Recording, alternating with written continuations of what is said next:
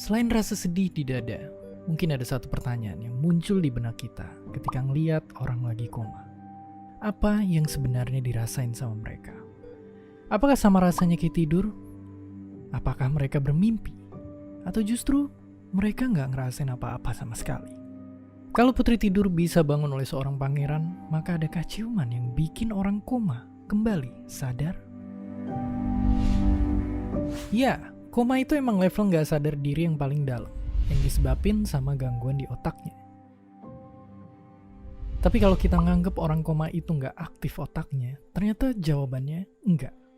Faktanya, alat ini nunjukin kalau neuron dalam otak ternyata masih tetap aktif dan bekerja. Tapi meski begitu, apa yang mereka alamin itu beda banget sama orang tidur. Dan ternyata lebih mirip kayak orang yang dibius total. Artinya mereka masih bisa dengar, tapi otaknya nggak bisa memproses atau bahkan ngerespon apapun bunyi yang masuk ke telinga. Oke, kalau gitu, apakah orang yang baru sadar dari koma bisa ingat kejadian yang ia alami? Jawabannya bisa jadi ada dua.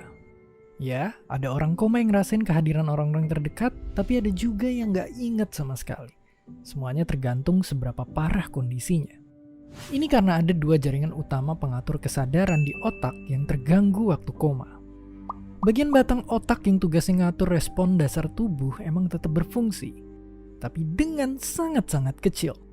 Inilah yang jadi alasan kenapa pas kita nyubit atau mukul orang koma, ia nggak bakal bangun, dan cuma ninggalin luka di bagian itu aja. Ngomongin soal penyembuhan, nyatanya ada banyak cara buat bikin orang koma kembali sadar.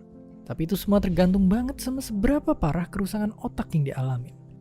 Karena nyatanya, lama waktu koma itu bisa beda-beda banget dari hitungan hari bahkan sampai tahunan. Walaupun kelihatannya mustahil, ternyata ada pembalap hebat ini yang kecelakaan waktu main ski dan bikin ia koma selama 6 bulan.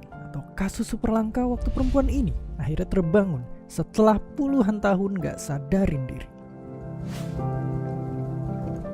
Kalau disimpulin, walaupun orang koma intinya bisa nerima sinyal suara atau sentuhan, orang koma itu tetap nggak bisa memproses respon itu. Tapi, meski pulangnya kecil, sinyal-sinyal dukungan lewat bunyi, suara, atau sentuhan bisa saja sampai di otak mereka dan munculin lagi peluang untuk bangun dari kehampaan yang panjang.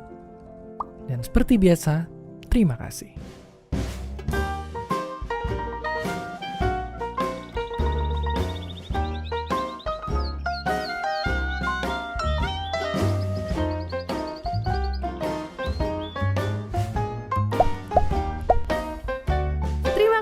Udah nonton Kok Bisa? Punya pertanyaan lagi? Tulis aja di kolom komentar di bawah. Keep asking and stay curious.